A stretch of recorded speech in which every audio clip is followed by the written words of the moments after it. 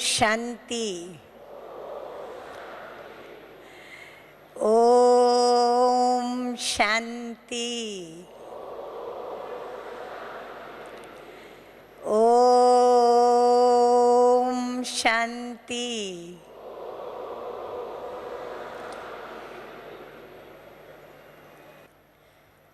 मीठे मीठे, न्यारे न्यारे, प्यारे प्यारे,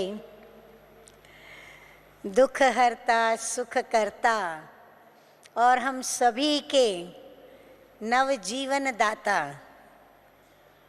और तो उसकी महिमा अपरम अपार है। भक्ति मार्ग की महिमा याद आ रही है। संस्कृत में एक श्लोक है जो माँ सरस्वती के नाम से शास्त्रों के अंदर वर्णित है और उसका गायन होता है। और माँ सरस्वती अर्थात अपनी प्यारी माँ जगदम्बा मम्मा, जिनके नाम से यह गायन शास्त्रों के अंदर आया है, तो माँ शारदा, माँ सरस्वती जो कि विद्या की देवी है, विद्या की अधिष्ठात्री है, मालिक है विद्या की, तो उसके गायन में यह श्लोक कई यहाँ पर शास्त्रों के पढ़ने वाले, जानने वाले और कोई विद्वान भी ऐसे बैठे होंगे। पहली स्तुति माँ शारदा की प्रभु प्रार्थना में की जाती है। असित गिरिशम सात कज्जलम सिंधु पात्रे सुरतरुवर शाखा लेखिनी पत्र मुर्वी लिखति यदि गृहीत्वाम शारदा सर्वकालम तदपि तव गुणानाम हे ईश पारम न याति। जिसका सरल शब्दों में अर्थ और भाव बता रही हूँ आप सभी को कि माँ शारदा विद्या की अधिष्ठात्री, वो माँ सरस्वती कहती है, मम्मा कहती है। और प्रैक्टिकल मम्मा ने भी बाबा की महिमा इतनी अपरम अपार महसूस कराई है, हम बच्चों ने महसूस की है। तो श्लोक का अर्थ है कि सारी धरती को कागज बना दें और जितने भी पेड़ पौधे हैं उनकी डालियों को कलमे बना दें, जितने भी समुद्र के पानी को और पहाड़ को मिलाकर घोलकर उसकी स्याही बना दें। और फिर ज्ञान की अधिष्ठात्री माँ शारदा कहती है कि हे प्रभु, तू इतना महान है, तेरी महिमा इतनी अपरम अपार है कि ये सब मैं लेकर के भी बैठूं तो भी मैं तेरी महिमा लिखने में असमर्थ हूँ। और ऐसे महान ऊंचे ते ऊंचे, हम पतितों को पावन बनाने वाले, हम सर्व आत्माओं के सर्व दुखों को हरने वाले, हम सर्व आत्माओं को अपना सत्य परिचय देने वाले और स्वयं मैं पिता परमात्मा तुम्हारा क्या लगता हूँ, तुम्हारा और मेरा आपस में कैसा अविनाशी संबंध है, कितनी अविनाशी प्राप्तियाँ तुम बच्चों को मेरे द्वारा होती है। ये तीन काल क्या हैं? भूतकाल तुम सर्व आत्माओं का क्या, वर्तमान क्या, भविष्य क्या, तीन लोक क्या, और तुम्हारे जन्म पुनर्जन्म के कर्म अकर्म और विकर्मों की गहन गति क्या, और इस संसार के अंदर कई अकथ्य जो हम कह न सकें और कई न समझने वाली ऐसी गूढ़ और गुह्य रहस्यों की बातें, राजों की बातें, ये सब सुनाने वाले और फिर हम बच्चों को ज्ञान का तीसरा नेत्र देने वाले, सृष्टि चक्र के आदि मध्य अंत का राज समझाने वाले, मास्टर त्रिकालदर्शी बनाने वाले, स्वदर्शन चक्रधारी बनाने वाले, क्या क्या मैं बातें बताऊं आपको। तो ऐसे परमपिता परमात्मा शिव बाबा हम बच्चों को अचानक मिले, और वो भी मिले तो बिल्कुल साधारण तन में। तो साधारण तन में असाधारण परमात्मा पिता का प्रवेश, और यह प्रवेश श्रीमद् भगवद गीता के वायदे अनुसार बाप ने निभाया। बाप ने हम बच्चों से वायदा किया था, जब जब तुम बच्चे दुखी होकर के मुझे पुकारोगे और धर्म की अति ग्लानि होगी, तब मैं सत्य धर्म वाली नई दुनिया स्थापन करने के लिए सृष्टि पर अवतरित होऊंगा। और उसने अवतरण लिया, अवतार धारण किया, लेकिन बिल्कुल साधारण तन में। और वही बात गीता में भी उसने बताई। वास्तव में गीता भगवानुवाच, तो गीता क्या है? भगवान का गीत है। भगवान ने हम बच्चों के आगे आकर जो रूहानी आध्यात्मिक गीत गाया, जिस गीत को सिर्फ सुन करके और हम बच्चों के अंदर परिवर्तन आया, तो ये परिवर्तन की गाथा यह है श्रीमद् भगवद गीता, जिसको हम दूसरे शब्दों में कहें तो हमारे प्यारे प्यारे मीठे मीठे मुरलीधर बाबा की प्यारी मुरली। मैं जानती हूँ कई तो बाबा के बच्चे ऐसे मुरली के पीछे दीवाने हैं कि यदि मुरली नहीं पढ़ते तो उनका सुबह का सूरज नहीं निकलता। जब तक मुरली नहीं पढ़ते, पानी तक नहीं ग्रहण करते, अन्न ग्रहण करने की तो बात दूर रही। लेकिन कई ऐसे बाबा के आप में से भी ऐसे लगन वाले, लगन में मगन होने वाले, मुरलीधर बाबा के मुरली को अपना भोजन बनाने वाले, मुरली को अपना प्राण समझने वाले, मुरली को अपना श्वास समझने वाले, मुरली को अपना जीवन समझने वाले, मुरली को अपना ऑक्सीजन समझने वाले, ऐसे कई बाबा के बच्चे यहाँ भी बैठे होंगे। ऐसे कई गोप और गोपियाँ यहाँ पर उपस्थित होंगे जिनको मुरली सुने बिगर या मुरली पढ़े बिगर चैन नहीं आता है।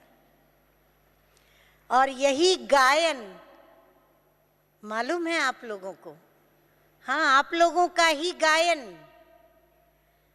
भागवत के अंदर। आपने कभी कल्पना की थी कि आपका गायन शास्त्रों में आएगा? जब शास्त्रों की बात सुनते थे किसी से कि ये शास्त्र में ये बात है, उस शास्त्र में ये बात है, तो अंदर में आता था कि शास्त्रों को पढ़ना इससे तो अच्छा है कि शास्त्रों के अंदर मेरा गायन हो, ऐसा कार्य करना। और देखो मीठे मीठे बाप दादा ने कितना सहज कर दिया। हम बच्चों ने बाप को पहचाना, बाप से अपने संबंध जोड़े और बाप से हमने लगन लगाई, लगन में मगन हुए। तो जो लगन में मगन हुए उन प्यारे प्यारे मुरली के मतवालों का गायन शास्त्रों के अंदर आया। आप सभी ऐसा महसूस करते हो कि यह जो मुरली का और मुरली के मतवाले जो गोप गोपियों का गायन है, वह गायन वो मेरा गायन है। प्रत्येक ऐसा महसूस करते हो। जो ऐसा महसूस करते हैं दिल से, बाबा कहते हैं ना, हम बच्चे हाथ उठाने में बहुत होशियार हो गए हैं।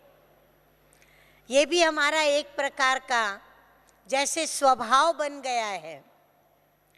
हमारे पास वह बात धारणा में हो या न हो, बाबा कहते हैं बच्चे बाबा को खुश कर देते हैं। क्योंकि बच्चों का काम क्या होता है, बच्चे अपने चरित्रों से माँ बाप को खुश रखते हैं। माँ बाप बच्चों की पालना करके बच्चों को खुश रखते हैं, आगे बढ़ाते हैं। तो हम बच्चे भी क्या करते हैं, माता पिता बाप दादा उनको कैसे खुश करना, ये हम बच्चों ने समझ लिया है। तो जैसे ही बाबा हमें कोई धारणा की बात बताते, कोई प्रश्न पूछते, तो हम बच्चे क्या करते हैं, फट से हाथ खड़ा कर देते हैं। लेकिन मीठे मीठे बाबा कहते हैं कि हमें हर बात महसूस करनी है, गंभीरता से सुननी है। सुनने के पश्चात हमें उसे अपने जीवन के अंदर लानी है। तो जीवन के अंदर जब हम लाते हैं बातों को, बाप दादा के महावाक्यों को, तो हमारे सामने कई ऐसी समस्याएं हमारा सामना करने के लिए आती हैं। कई ऐसे प्रतिकूल संजोग विघ्न बन कर के हमारे सामने आते हैं। चाहे हम कुमारी हैं तो भी बातें आती हैं, चाहे कुमार हैं तो भी बातें आती हैं, चाहे युगल स्वरूप में हैं तो भी बातें आती है, अधर कुमार अधर कुमारी हैं तो भी बातें आती है, चाहे सेंटर पर समर्पित हैं तो भी बातें आती हैं। और विघ्न और समस्या या विपरीत परिस्थिति, ये हम जिसको नाम देते हैं, ये कौन पैदा करता है? कहने को हम कहेंगे कि माया पैदा करती है और माया के कारण आता है। परंतु माया भी क्या है, बाबा ने अच्छी तरह समझा दिया है कि हम बच्चों की जो भी स्वभावों के अंदर कमियां हैं, संस्कारों में जो कमजोरियां हैं, या जो भी हमारी आध्यात्मिक शक्तियों में हम जो कमज़ोर हो चुके हैं, तो हमारी कमियां, हमारी कमजोरियां ये हमारे सामने जैसे माया का रूप बन करके आती हैं और हम बच्चे उस पर विजय प्राप्त करने के लिए पुरुषार्थ करते हैं। तो हम सभी पुरुषार्थी हैं और हम सभी पुरुषार्थियों के आगे अनेक समस्याएं कईयों को कदम कदम पर आती हैं, कईयों को थोड़ा ठहर ठहर करके आती हैं, कईयों के पास धीमी गति से कुछ दिनों के बाद, किसी के पास कुछ हफ्तों के बाद, किसी के पास कुछ मास के बाद, बरस के बाद, पर आती ज़रूर है। कोई भी बाबा का बच्चा ऐसा नहीं मिलेगा जिसको परीक्षाओं का सामना न करना पड़ा हो। और कितनी समस्याएं सुबह अमृत वेले से उठने से लेकर रात्रि के स्वप्न तक, यह स्वभाव संस्कारों की और हिसाब किताब की जो भी कमजोरियां हैं, जो भी कड़ी कड़ी बातें हैं, वो हमारे सामने उपस्थित होती हैं। और उसके लिए प्रॉब्लम तब होती है जहाँ कोई निमित्त टीचर बहनें यदि साथ में हैं, यदि कहाँ निमित्त हमारे सीनियर ब्रदर्स या सिस्टर्स, कोई हमारे पुराने भाई बहनें यदि हमारे साथ हैं, तो हम उनसे राय सलाह लेकर के श्रीमत को समझने का यत्न करते हैं, श्रीमत ले लेते हैं और उनके कहने पर हम श्रीमत पर चलने का यत्न करके, सफल पुरुषार्थ करके और विजय प्राप्त कर लेते हैं। लेकिन कहाँ कहाँ मीठे मीठे बाबा के ऐसे लगन वाले लाडले लाडले सिकी लदे बच्चे हैं जो बिल्कुल दूर रहते हैं, अकेले रहते हैं, और जहाँ आजू बाजू कोई क्लास नहीं, कोई गीता पाठशाला नहीं, कोई सेवा केंद्र नहीं, उपसेवा केंद्र नहीं, वहाँ उनके पास एक ही रास्ता रहता है और वह है एक बाबा की याद। और अभी विज्ञान ने ये मदद की है कि अभी कंप्यूटर हर एक के पास पहुंच चुका है, तो इंटरनेट के द्वारा आज बाबा के संग के रंग का या बाबा से जो श्रीमत लेनी होती है, तो उस मुरली को वो पढ़ सकते हैं, सुन सकते हैं और अपनी समस्या का समाधान कर सकते हैं। परंतु समस्या का समाधान मुरली तो करती ही है, बेशक मुरलीधर बाबा भी मदद करते हैं, लेकिन मुरली से हमें अपनी समस्या का समाधान क्या है वो ढूंढना भी आना चाहिए। कई मुरली पढ़ते हैं पर नेमीनाथ बन करके, जैसे बाबा कहते हैं कि नेमीनाथ बन करके योग कर लेते हैं, फिर वो निंद्रा योग भी होता क्योंकि सहज योग है, वह जुटका योग भी होता क्योंकि वह भी सहज योग है, अलबेलेपन का भी योग होता कि हम थोड़ा उठे, बाबा को नींद में ही, बाबा गुड मॉर्निंग, आज मैं नहीं उठ सकता, नहीं उठ सकती, बहुत नींद आती, बहुत थकी हूँ, थका हूँ, आज बाबा मैं ऐसे ही बस आपको गुड मॉर्निंग करके सो लेता हूँ, सो जाती हूँ। ऐसे भिन्न भिन्न प्रकार से अलबेलेपन की अपनी स्थिति बाबा को सुनाकर अंदर ही अंदर खुद संतुष्ट होकर कि हाँ मैंने तो बाबा को चार्ट दे दिया अपना, और ऐसे योग करते। परंतु मुरली से और योग से जो हमें मदद मिलती है मुरलीधर की, वो मुरलीधर की मदद लेने के लिए हमें एकाग्रता के साथ बाबा को याद करना होता है और मुरली को भी हमें विधि पूर्वक पढ़ना होता है, मुरली के राजों को भी समझना होता है। आप यदि मुरली में इंटरेस्ट लें, रस लें, तो आप मुरली से कम मैं बता रही हूँ, कम से कम आप 151 से भी ज़्यादा टॉपिक्स के ऊपर आप मुरली से पॉइंट्स निकाल सकते हो और दुनिया भर की समस्याएं, चाहे आप किसी भी विंग के हो, चाहे आप किसी भी उम्र के हो,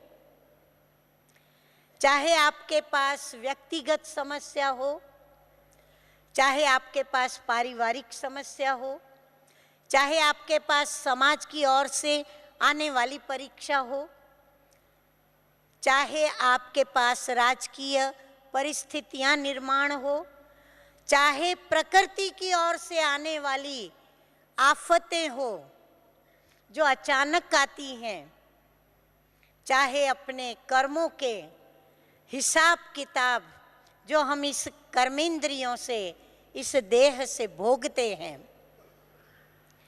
जो भी समस्या हमारे सामने आए, बाबा ने हर बात का इतना फर्स्ट क्लास जवाब दिया हुआ है। अरे बाबा का ध्यान तो बच्चों की हर एक्टिविटी के ऊपर है। क्या झाड़ू पोंछा करने वाले, क्या बर्तन मांजने वाले, क्या भाषण करने वाले, क्या प्लानिंग बुद्धि, क्या प्लान बुद्धि, क्या समर्पित होकर के सेवा करने वाले, चाहे घर गृहस्थ में रहते हुए साक्षी दृष्टा बन करके, साखी होकर के पार्ट प्ले करने वाले, आप जहां भी हो, जिस भी हाल में हो, यदि बुद्धि की लाइन क्लियर है, यदि बुद्धि हमारी एकाग्र चित्त है और विधि पूर्वक यदि हम मीठे मीठे सुरों में सर्व दर्दों की दवाई स्वरूप यदि मुरली को पढ़ते हैं और फिर उसके ऊपर यदि हम मनन करते हैं, चिंतन करते हैं, मंथन करते हैं, तो यह मुरली हम बच्चों की प्राणाधार बन जाती है। इसलिए इस मुरली को प्यार करना है। यदि मुरलीधर से प्यार है मेरा, तो मेरा मुरली से प्यार है, और जिसका मुरली से प्यार है उसका मुरलीधर से प्यार न हो, ये तो हो ही नहीं सकता। इसलिए मुरली समझ में ना आए तो अपनी टीचर बहनों के पास बैठो।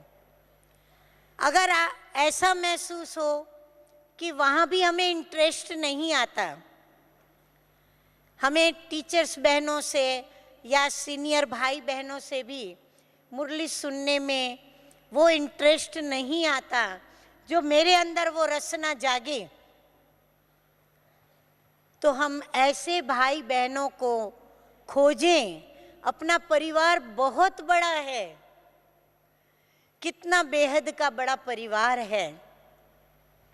हम उन भाई बहनों से मिलें, हम उनसे मुरली के जो अनुभव हैं उनकी लेन देन करें।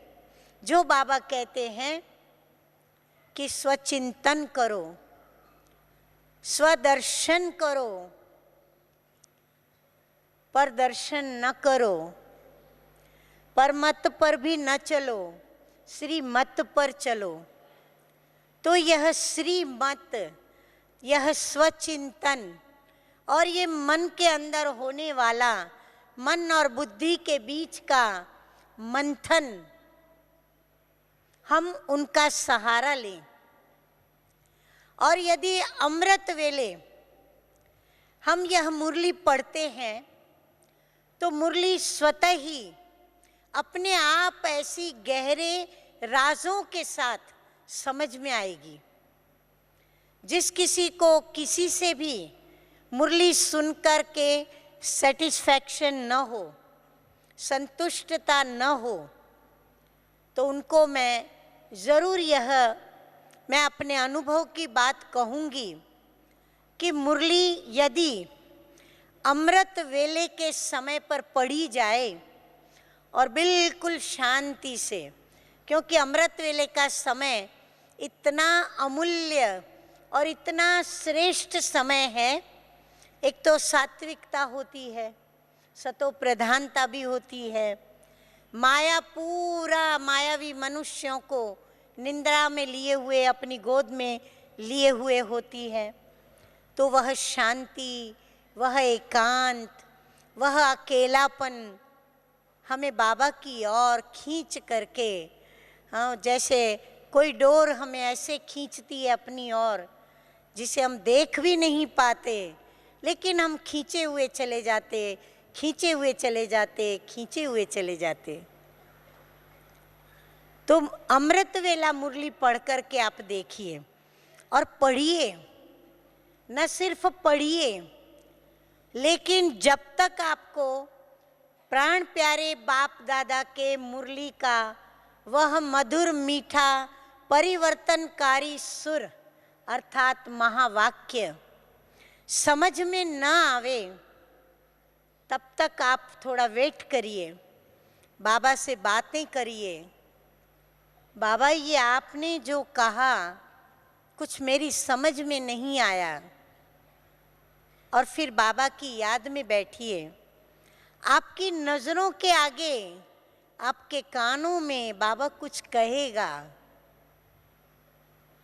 आपको बड़े अद्भुत अनुभव आएंगे और आप मुरली को इतना स्पष्ट, इतना विधि पूर्वक समझ पाएंगे। दिन प्रतिदिन आपका मुरली के प्रति प्यार और इंटरेस्ट बढ़ता चला जाएगा। दिन दुगुना रात चौगुना आपका रस बढ़ता जाएगा। मैं आपको अनुभव बताती हूँ। मुरली तो आज हम 55-56 वर्षों से साकार बाप दादा की मुरलियाँ भी सुनी, और आज हम अव्यक्त बाप दादा की मुरलियों को भी सन्मुख सुनते हैं। तो हम जब मुरली सुनते हैं तो बहुत हमारा मन, हृदय, आत्मा इतराता है, यानी नशे में कि वाह मेरा भाग्य, वाह, और वाह शुक्रिया बाबा, शुक्रिया, मैं कितनी सौभाग्यशाली आत्मा हूँ जो स्वयं प्रभु की सन्मुख में मुरली सुन रही हूँ। कल्पना में भी बात नहीं थी, कभी स्वप्न में भी ये सोचा था, कभी कल्पना भी नहीं की थी कि हम प्रभु से ऐसे सन्मुख मिलेंगे, सन्मुख देखेंगी ये आंखें और सन्मुख प्रभु को सुनेंगी। कल्पना तक नहीं थी। तो हमारे भाग्य कितने ऊंचे हैं। यदि 550 करोड़ से भी ऊपर आज जनसंख्या हो चुकी है, अगर उन संख्या को आप नजरों के आगे लाओ और फिर आप सोचो, आप रास्ते चले जाते हो ना, ट्रेन में बैठते हो, बसों में बैठते हो, रास्ते से गुजरते हो, आप उन अपने मन से प्रश्न पूछो, क्या ये सब भगवान को जानते हैं? क्या ये भगवान से मिले हैं? मैं जानती हूँ, मुझे मिला है भगवान। क्या इनके नसीब में वो बात है जो मेरे नसीब में है? नहीं है। आप ऐसे सोचते सोचते चलिए, आप उनकी तकदीर और अपनी तकदीर की कंपैरिजन करिए।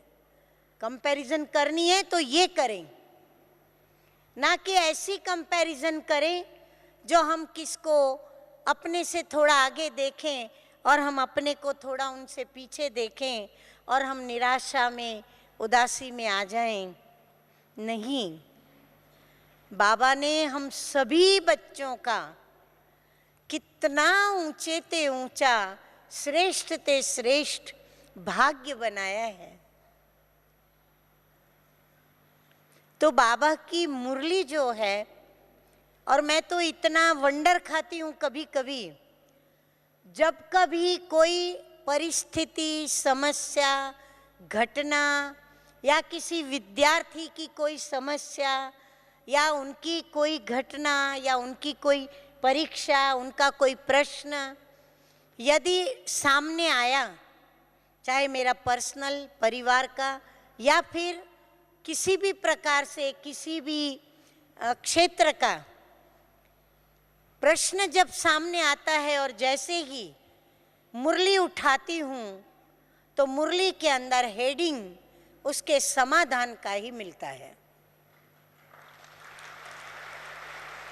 और ये अनुभव सिर्फ मेरा नहीं, मैं जानती हूँ यहाँ आप सभी बैठे हैं, आप लोगों में से कईयों ने, अक्सर सभी बच्चों ने हमने अनुभव किया है कि हम जिस समय जिस बात के लिए सोचते हैं, घबराते हैं, भयभीत होते हैं, माया से तंग है, मित्र संबंधियों से परेशान हैं या हिसाब किताब से परेशान हैं या किसी भी प्रकार की कोई भी समस्या से हम उलझे हुए हैं, हमें कोई रास्ता नहीं मिला, कोई हमें ऐसी बात नहीं बताता, कोई ऐसी बात सूझती भी नहीं, तो हम उस समय बहुत अंदर ही अंदर मूंझते हैं, बाबा को याद करते हैं। परंतु यदि हमारा सद्भाग्य है तो हमें मुरली की याद आएगी। आपको ये पता होना चाहिए कि ये बहुत गहरा गुह्य राज है कि समय पर मंत्र याद आना और शस्त्र हमारा काम करे। जिस कार्य के लिए मुझे वह शस्त्र चलाना है, वह शस्त्र मेरे हाथ में हाजिर हो जाए, ये मेरा सबसे बड़ा सद्भाग्य तब बनता है जब मुझे जैसी परिस्थिति, जो परिस्थिति और जो मुझे उस समय साधन चाहिए, उस समय मुझे बाबा की पॉइंट के रूप में और बाबा की शक्ति के रूप में वो शस्त्र हाजिर हो जाए और मन मना भव का वह मंत्र याद आ जाए और मेरी स्थिति उस समय, मैं मास्टर सर्वशक्तिमान हूँ, विजय माला मेरे गले के अंदर ही पड़ी हुई है, हर हालत में विजय मेरी ही है, क्योंकि मेरे साथ कौन है। ये बहुत बड़ा सद्भाग्य होता है।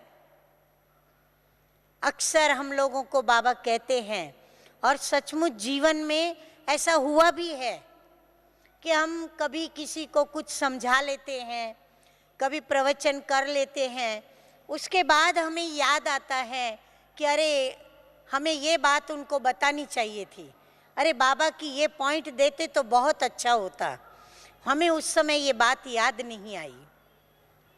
तो इसलिए हम मुरलीधर से तो प्यार करते हैं, तो मुरलीधर के साथ साथ मुरली से भी बहुत प्यार करें, मुरली मिस न करें।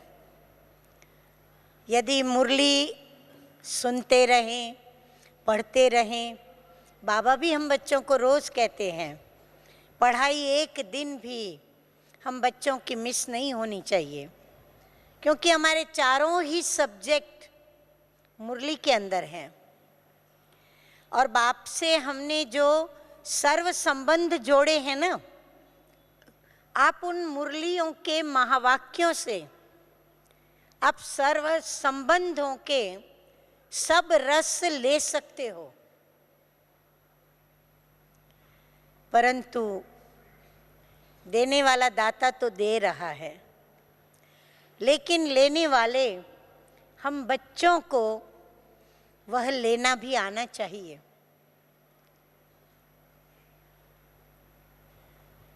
तो इसीलिए बाबा की मुरली क्या, लेकिन ये जो हमारा प्राण आधार है, उस मुरली को हम बाबा कहते हैं जैसे कच्छ में कुरम। कच्छ में कुरम से मतलब है जैसे हम अपने बगल में कोई शास्त्र को लेकर के घूमे, तो मुरली हमारे साथ ही साथ रहनी चाहिए। और कोई ना कोई युक्ति ऐसी रचनी चाहिए मुरली से, जो भी अच्छे अच्छे महावाक्य हैं, भले आप शॉर्ट में, ताकि आप उसको जेब में रख सको लिख करके, और फिर उसको बार बार आप निकाल करके पढ़ो। कभी आपको वह किसी को सुनाना हो तो आप सुना भी सकते हो। और मुरली के अंदर आपको इतनी रमणीकताएं भी मिलेंगी कि आपको मुरली के द्वारा बाबा बच्चों के साथ कैसे बच्चे हो जाते हैं, बड़ों के साथ बड़े होते हैं, बंधन वाली गोपिकाओं के साथ बाबा उस रीति से पेश आते, जो बाबा को अपना पति मानती, साजन मानते या सजनी मानते, बाबा उनके साथ वैसे पेश आते। बाबा की मुरलियों के भी अंदर इतनी रमणीकताएं भी प्राप्त होती हैं कि मन का रियल रंजन होता है, यानी मनोरंजन होता है। मनोरंजन माना आत्मा, मन, बुद्धि, स्वभाव, संस्कार और कर्मेंद्रियों के साथ फ्रेश हो जाती है, एकदम चुस्ती आ जाती है, और पुरुषार्थ करने का नया उमंग, नया उत्साह, नया जोश। लेकिन वो जोश होश वाला, होश बिगर का जोश नहीं, होश युक्त जोश। हमारे अंदर हिम्मत आ जाती है। सिर्फ मुझे याद आता है, जब शुरू शुरू में ज्ञान में मैंने पदार्पण किया, तो छोटी छोटी बातों में ना हिम्मत हो जाती थी, भय से ग्रसित हो जाती थी। क्या होगा, कैसे होगा। बच्चे छोटे होते तो जल्दी घबरा जाते हैं, थोड़ा ही माता पिता से दूर होते हैं तो एकदम घबराने लगते हैं। दादी जी आ गई, हम सभी उठ कर के दादी जी का सम्मान करेंगे।